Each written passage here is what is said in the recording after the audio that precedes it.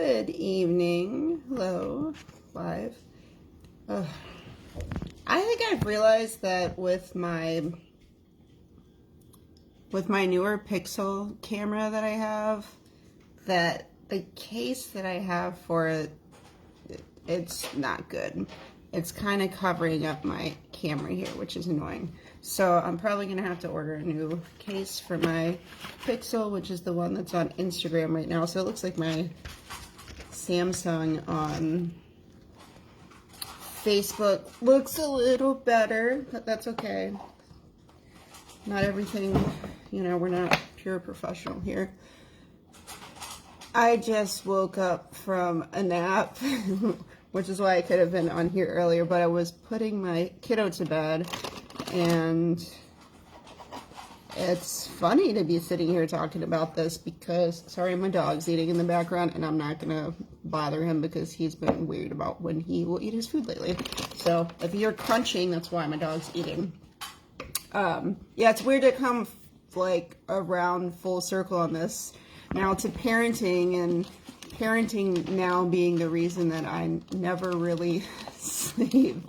When I used to not get sleep in the evenings, one based off of CPTSD, but two based off of, let's see if I can move this to a better spot, two just based off of being a creature of the night back in the day. So I feel like this could be the longest story ever, and maybe I might do it in separate parts. We'll see, because my brain isn't quite there yet, but maybe if I talk for a little bit, it'll get there. So I don't think I have anyone on live yet, but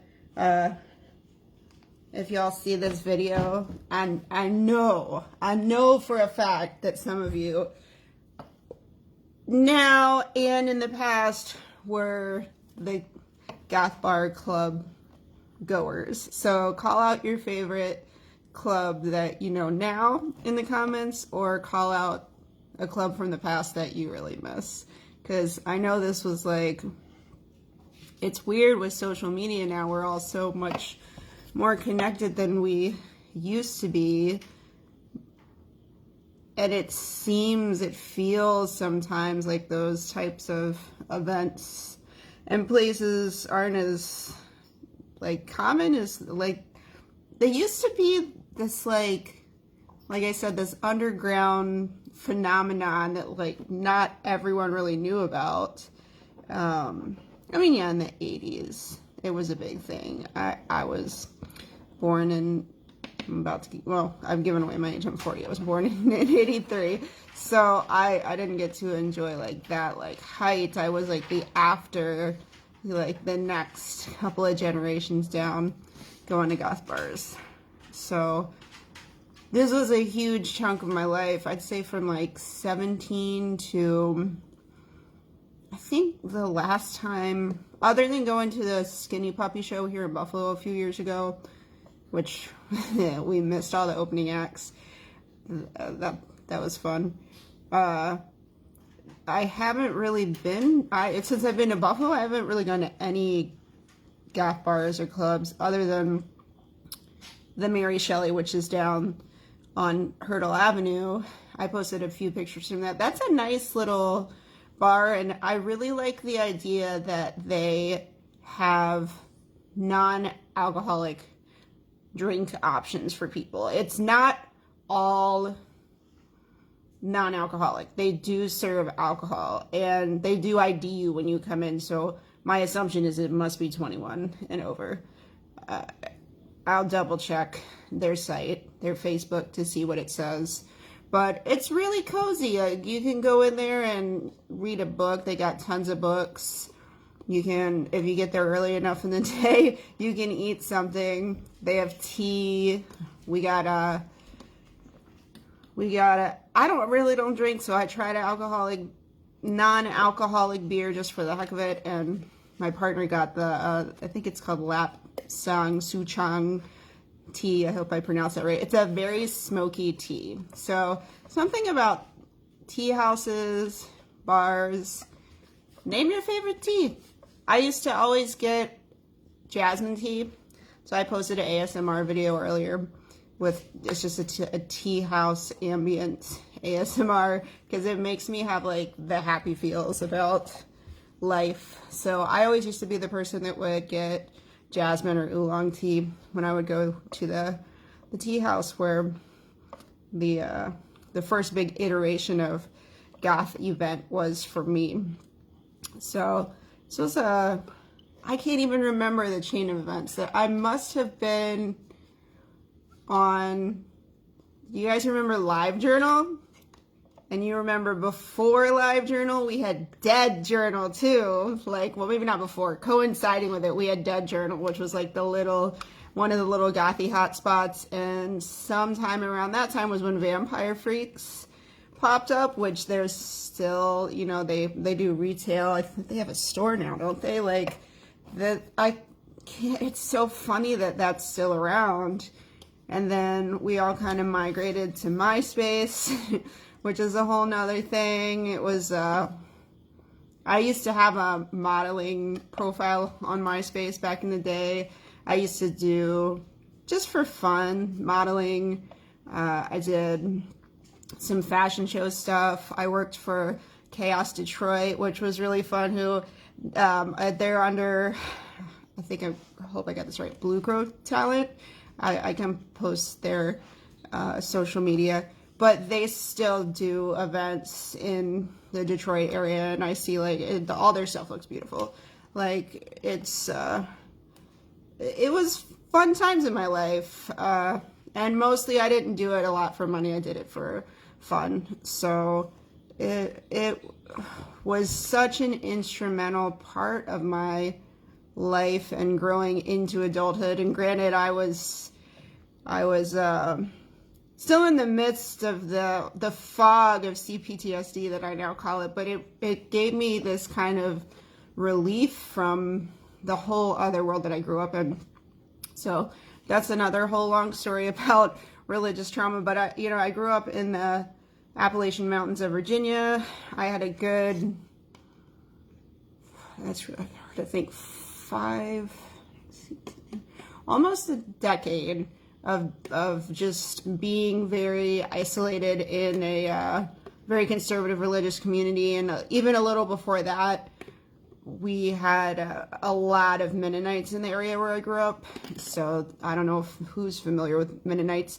The closest kind of thing that I've experienced to Mennonites in the area is, like, people talk about Amish, and what do they have,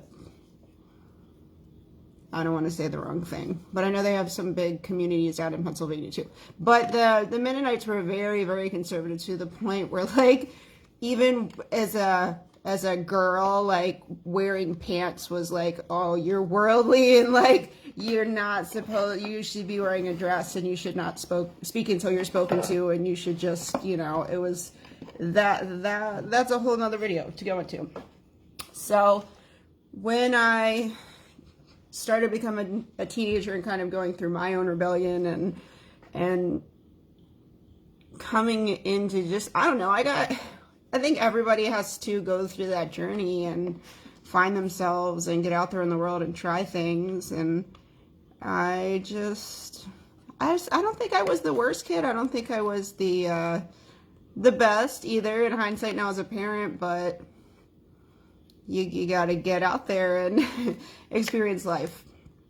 So I was lucky because, hey Jed, we're talking about goth bars. Call your goth bar out in the comments. I know you're doing some DJing and stuff. So it's, like I said, I could go on the story, like, this could become so long, but I'm going to try not to. I'm going to try to keep it briefer if I can. So the first, like, goth bar thing that I went to, I guess, technically in the town that I grew up in, we had a coffee house, which I wouldn't say was goth, but it was known for being a queer space in the town I grew up in. And there's a huge overlap I've always found over time between goth bars and the queer scene.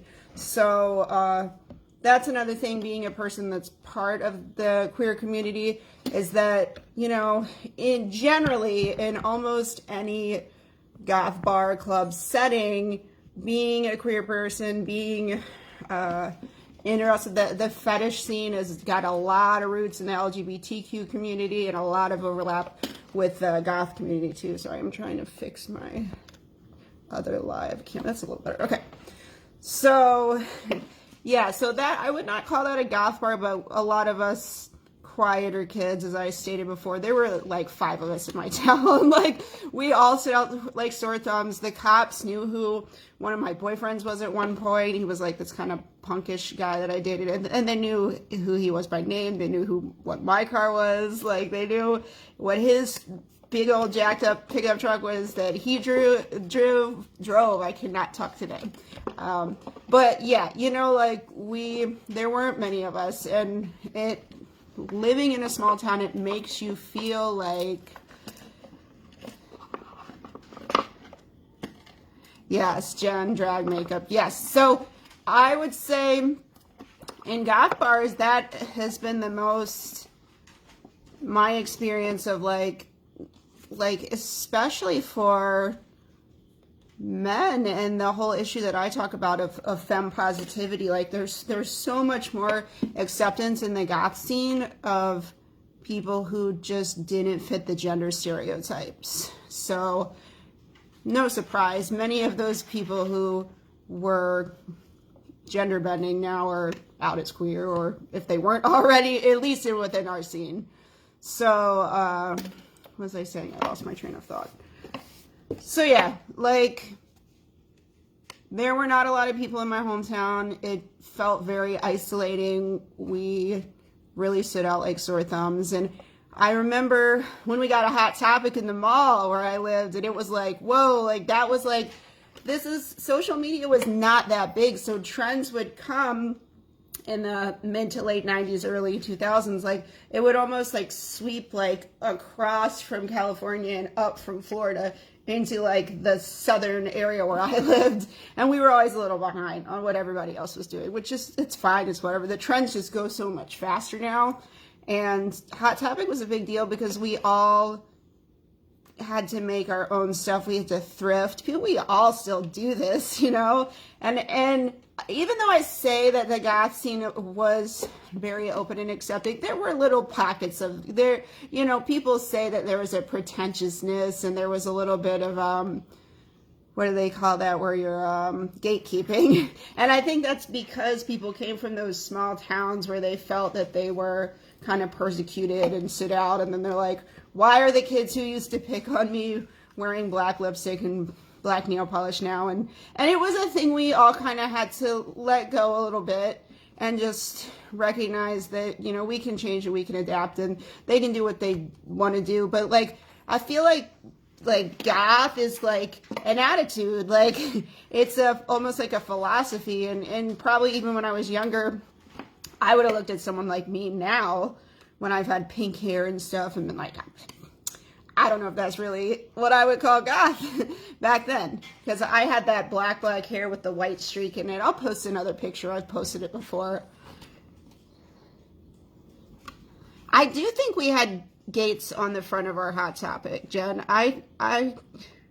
Yeah. I feel like the last few times I've gone into Hot Topic, it's become very on brand with like just trying to sell that branded stuff and not as much of the, I don't know what you want to call it, the more goth standards.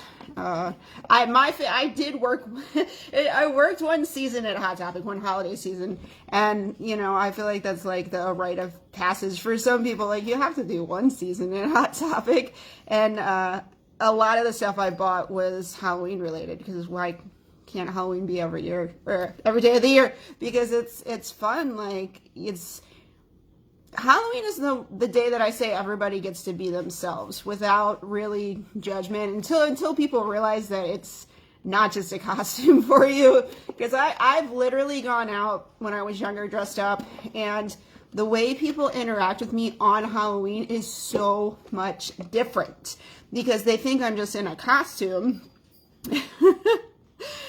Yeah. Everything goes through phases, so we'll see. If y'all have some really, I have bought some stuff from Hot Topic online in the last year, and I did like the stuff that I bought. I just don't like, it's two-sided for me. I like going into malls because I was the late 90s mall rat, but they've changed a lot. I have seen a lot more kids going, but here in Buffalo, they do they still do what they kind of did to us. Like, there's too many of y'all in a group. You got to break it up. Like, like, I guess here in Buffalo, kids were like getting into physical things at the mall and acting up, and like, why not? That's what kids do. So yeah, I am talking about the Halloween thing. When I was younger, if I would go out dressed up for Halloween, people would be super, super nice to me. And then I remember being at a college party one time dressed up as a witch, and some guy complimented my outfit, and I was like, oh, thanks. Like, it's pretty much just what I wear on a normal basis with the hat on. And then his whole demeanor and his face changed, and he was like, why? Like, why would you do that? And like, you're so pretty, and this, and it's like, well, it's not for you, man. Sorry, like, sorry to disappoint. But it's so wild how people be like, great costume, and they just almost treat you like a human being, that they're not concerned about your appearance. Like, oh, look, another human being. Why can't it just be like that every day? I don't know why people need to be this way. So that's the way it was growing up. And I did talk about that in one of my previous videos about how it is kind of a filter for some of us to keep some people away and to express ourselves. So there's a dual sides to it. So, other than the coffee shop in the town I grew up in, which was great, I missed that. Like, it was like not per se like Friends vibes, but it was like a shop where you could go sit and read a book and have a coffee, and the lights were really low, and they'd have bands sometimes, and it was just very like relaxed setting. And that's kind of what I say about the Mary Shelley here, is that I get a little bit of that vibe, that you can just go sit in there and really, like, you don't have to spend a ton of money. You can just have a drink and talk with your friends and read some books and relax. And it's definitely not as big as the coffee shop that I grew up in. I don't know if the Mary Shelley even serves coffee. Maybe they should. But, their tea and stuff is great. So, tea houses, yes. In Charlottesville, Virginia, which was 45 minutes from where I grew up. If you wanted to do anything, you had to go out of town. Like, you had to go over the mountain, like, to get to where the people were, because like I said, when I said in the one video that I think, I'd have to double check, but I think my graduating class from high school was like 300 people. I mean, there was one high school in my town. I don't mean like here in Buffalo where there's like multiple. I mean, there was one high school, and the next closest high school was like 15, 20 minutes away, which was a totally different town. So very small town. One of my friends who came back into town that someone I ended up being friends with and hanging out with, told me about this bar, tea house, sushi bar. That's the word I want to say. In Charlottesville, on top was the Tokyo Rose, which was a sushi bar, tea house. Very nice, similar atmosphere, very relaxed, very dark kind of atmosphere. But downstairs, about, I want to say, what was it, maybe 9 or 10 p.m. at night, the music would start going, and you would hear it, and it was loud. And at that time, that particular bar, this was run by Chris Knight and the guys from Bella Morte, because they're from Charlottesville, Virginia. So I'm acquainted with all of them to the point where I wouldn't say that I'm like friends with them, though I am friends with them on Facebook. But like, I haven't personally hung out with them one-on-one so much. But they know me. Like, when one of my exes was in a fairly popular industrial band, like, when they would play shows together and I would see them in Ohio, or I would see them in wherever they were touring at the time, that I would go to them, the Machine House in Flint, and in Detroit when we would go do shows there. They know me. They would be like, oh, it's Elise. She's from my hometown. Like, it's good to see you. So that bar I'm sure they hear about it on a regular basis, but that was like life-changing for me. It was very like 80s retro gothy. I'm sorry. I'm not the queen of the goth terminology, so if I misspeak, I'm sorry, and someone can correct me. But, that was what it was at the time. Industrial was sort of like sort of becoming the peak of what it was. So this was when we had like Funker Vod and like Assemblage 23 and Velvet Antichrist, who like I've known Brian via social media for many years. He's sent me stuff.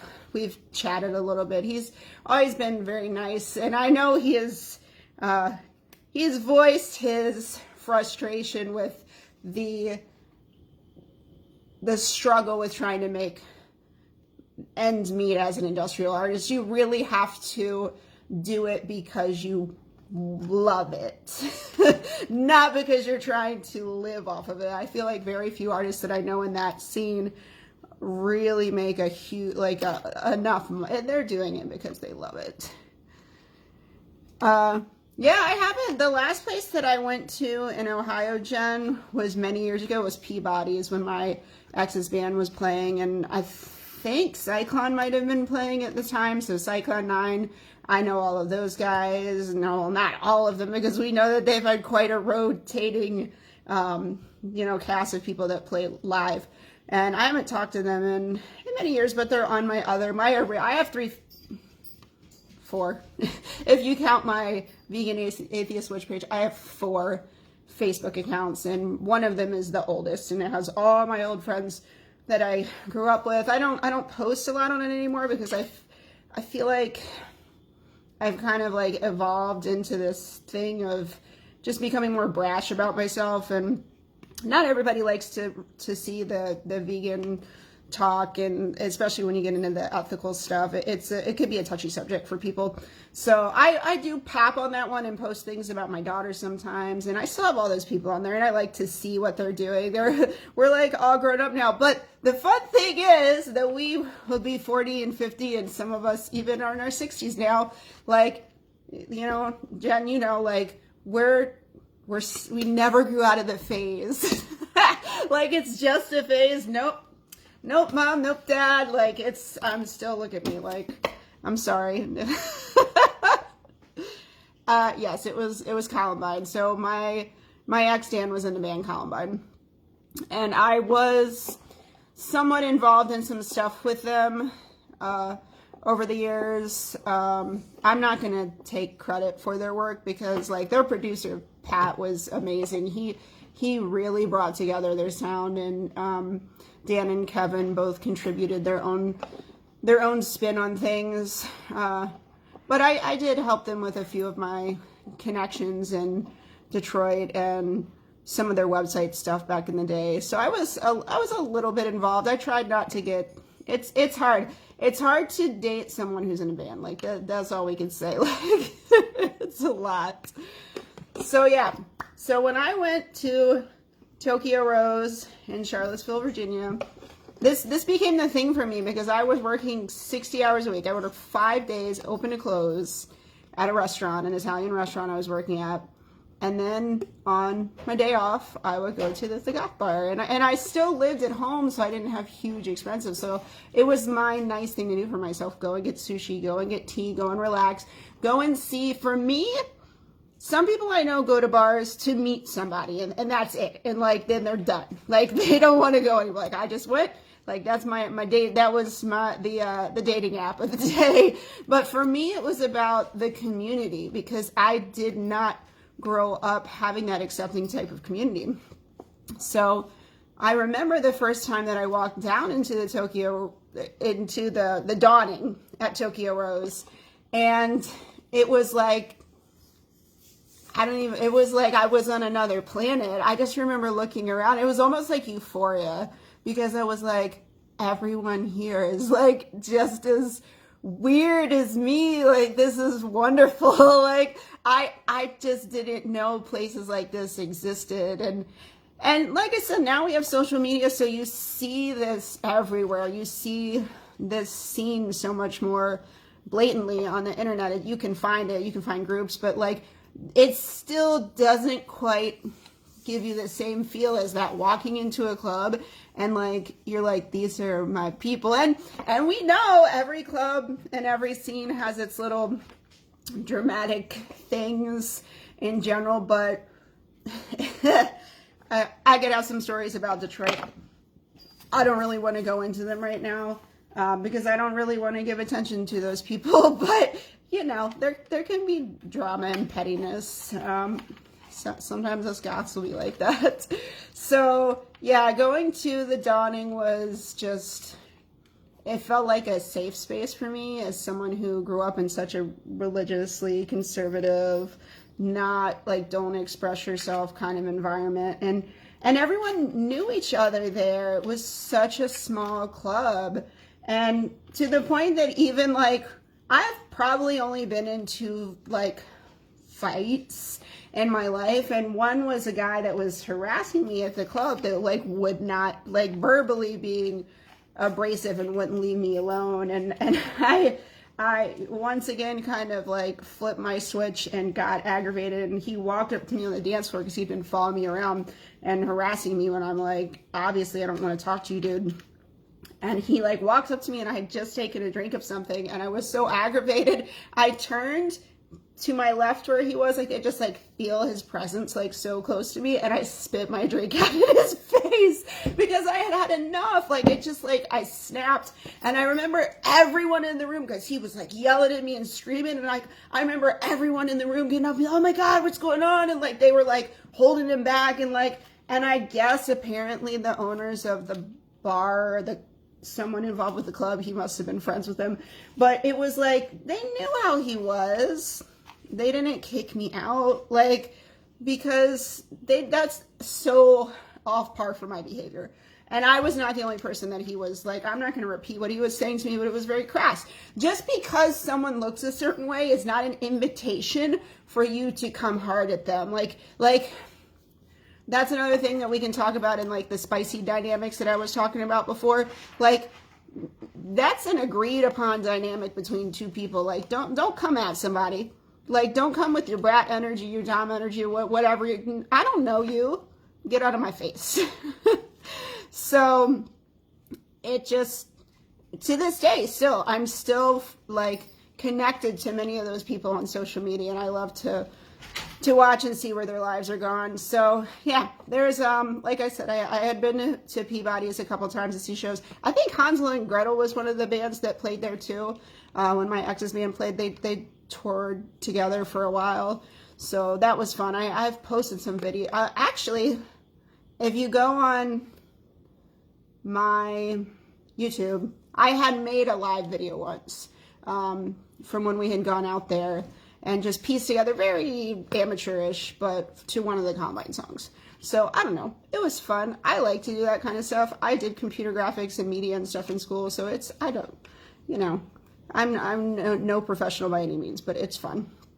So once I moved away from Virginia, I was introduced to the Detroit scene. So I think Necto in Ann Arbor was the first club that someone took me to. And that, once again, this was, as far as I know, most of the week this was a gay bar. But on Mondays or Tuesdays, I say Mondays, it became a goth night, and it was like banging. Like that club was always super busy, and it was multiple levels. I'm sure it's still there. I haven't, the last time I went was I think 2014 before I moved to Buffalo, and it was still going. It's a different group of people and some of the same people, but it's, you know, I'm glad people are still going and enjoying that and having their space. So I will mention too about the club in Virginia that club was, I believe, all ages. And that was a really great thing because I was 17 the first time I went. So I feel like I kind of needed that. And I understand, because I've worked in restaurants and bars, that that's a dicey position to be put in if you're serving alcohol. And I know from, and I was not drinking alcohol before I was 21. I wasn't doing that at the club. But, you know, I have heard stories about City Club in Detroit where that was 21 and up, I believe. Maybe it was 18. Wow, my brain is foggy. But I know people that were under 18 were finding some way to sneak in there. Like, and it's like kids need some type of environment like that. Like, I think even today with social media, especially with social media, probably because what we see on social media is not real. So, you know, the Necto, hey Andrew, Necto in Ann Arbor was one of the goth clubs that we went to, and I have posted pictures. I haven't talked to them in a long time because they moved down to Florida, but we are latex, that couple. They were kind of, I wouldn't say we're like buddy buddies, but every time that I would see Giovanni, he'd always joke around and say it was a sister. So we had fun. We had a lot of fun together. And so after Ann Arbor came City Club, which was like every weekend we'd be going to City Club. And City Club, it was just on the other side of City Club too was the Labyrinth. So we did like fetish events there. There were shows there. There were usually bands playing there. I used to go dance. I have friends who are exotic dancers. That was never, for me, I don't, I don't shame that or judge that. It just wasn't, I just was doing it for fun. I didn't want to make it a job, and I wanted to limit it to a certain thing. So I was doing a lot of events back then, and it was fun. I liked it. And there were another club that we used to go to, like bar, was Mephisto's, which was like multi-leveled. We had done one of my favorite events that I have a video, like real compilation from, was when Brandy Dog did the Detroit Dollhouse Massacre around Halloween, and that was super, super fun. I miss doing that kind of stuff. I love being a parent, but I just miss that environment of like camaraderie and just like the pure weirdness of all the people that go to the club and how they embrace each other. So yeah, Detroit Dollhouse Massacre was a lot of fun. We did the I actually have them hanging up here. Let me see. They're so, like, all of my stuff is like growing onto itself, like it's attached now. I still have my passes from like when I did merch with Mushroom Head, like not for Mushroom Head, for my ex's band, when they played with Mushroom Head, and for when Cyclone used to play with them, so that was fun.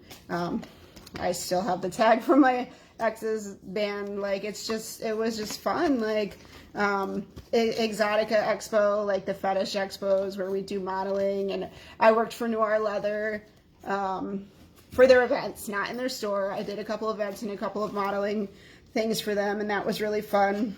Here's just other tags. I'll hold it up. So if you ever see that in photos, that's why I have these pictures, because they're all my old tags from my fun events that I used to go to. So it's a very interesting scene, and the great thing is that I really, for the most part, always felt safe in these spaces. Usually they have really good like bouncers and security, and like I said, we are latex, and Giovanni, he didn't ever take any nonsense. Like, he was not having it and would get someone like kicked out right away if they mess with us. So it's just, to feel that safe in an environment was something I never experienced to that level in my younger life. So what else is there to say? Like, goth bars, like I said, anybody who watches this, if you have your favorite memories of goth bars or places that you still go, just comment and talk about it. Like, I may be one of those people who's 60 one day who is still going to goth clubs occasionally. Like, there's been a few one-offs where I went out to California when I was 21, and went to some of the clubs in LA just to check them out. This bracelet that I'm wearing right now, this was bought in Venice Beach when I was about 21. I lost one of the jaws from this skeleton, but the other one opens up. That's still attached. So that was a great find, because I think I bought this for $10.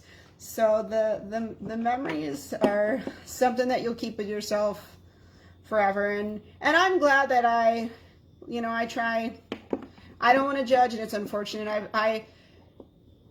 It's sad because there are many people I knew who were involved in these scenes that have passed now. Like, there's a lot of people I think of on a regular basis that really, like, the conversations that we had and the moments that we had, and the fact that they're gone for one reason or another now. It's sad, but you know, they were part of our lives.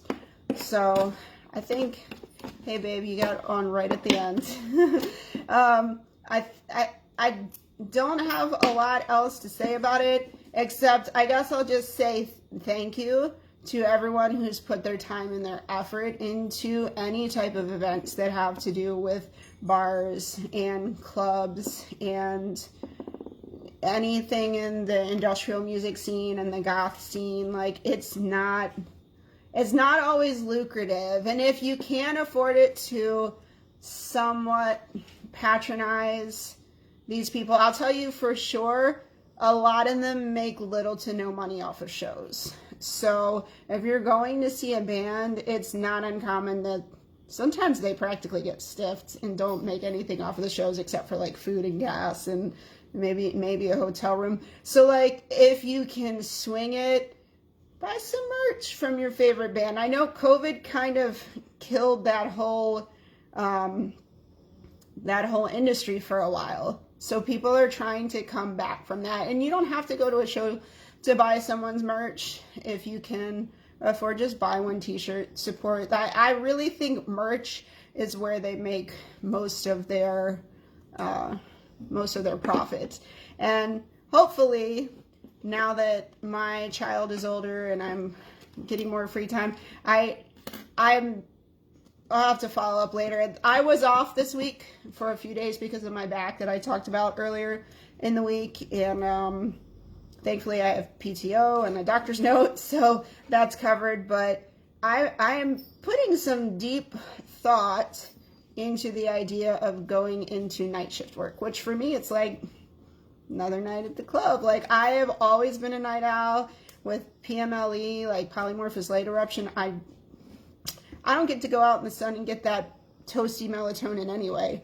So we'll see. It's going to come down to my job, to who the management is, because whatever decision is made on management, like what I've learned in my career is, like, I want to work with the people that really want to be there and care about the company and aren't just showing up to make their money and go home, you know. And not to say that everyone doesn't care, but some people just, they do something. Some people have that, in that workplace, you can have that camaraderie where you care about people and you still keep your boundaries, but like, this is the conversation I had with my therapist today.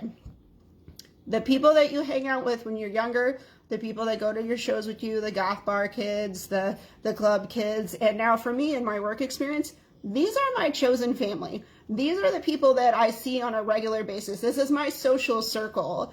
And, you know, socializing and community are very, very important for mental health, and which is important for physical health. So that is another video that I will make in the future. I'm not sure where I'm going to start with it, but there's a whole process of, you know, where we go with that. But our relationships with our biological or adopted family or whoever we grew up with is always going to be kind of complicated and sometimes a little uncomfortable, because it almost can feel a little forced at times, because we're trying to get along with people who don't always 100% align with our values and views. And I think the best we can do is try to find an area of respect with each other and give each other the space that we need. But, you know, chosen family is a whole nother thing. And when you find that kind of family, I feel like you never grow out of them, and a lot of them you're always going to stay in contact, even if you don't see them in person. Like, they'll probably be the people that we talk to until the day we leave this earth. So thank you to all the people who have worked very tirelessly on all these types of events, because like I said, we all know it's not big money profits for the majority of us. if anybody has any questions, let me know. Write them in the comments and I will try to reply. I don't think that Instagram comments show when the video gets reposted. I'm sorry, I try to look at them. Most of my comments seem to be coming on Facebook, which do repost. So I hope everybody enjoyed my very haphazard line of talking about goth clubs, and I'm sure after I watch this I'll remember some other things. I wish I could like suck you all into my head to literally like see the environment. Like maybe if I ever one day really do write this book that I'm talking about, I can get really into the details of like just what it felt like to be immersed in that environment. So what day of the week is it? It's early in the week, but that doesn't mean that there's not a club or a bar open somewhere. So have fun, y'all. Enjoy your community and enjoy your chosen family. Have a good night.